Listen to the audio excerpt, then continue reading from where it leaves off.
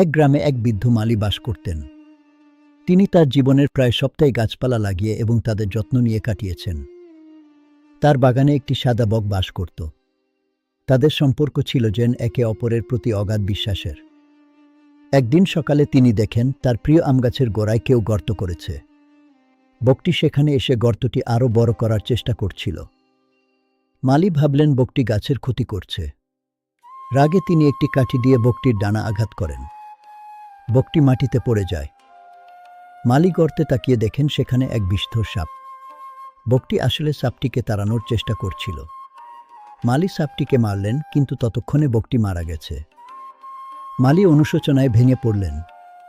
তার ভুল বোঝাবুঝি তার প্রিয় সঙ্গীকে কেড়ে নিয়েছে। শিক্ষা: রাগ ও ভুল বোঝাবুঝি মানুষের জীবনে অপূরণীয় ক্ষতি ডেকে আনতে পারে।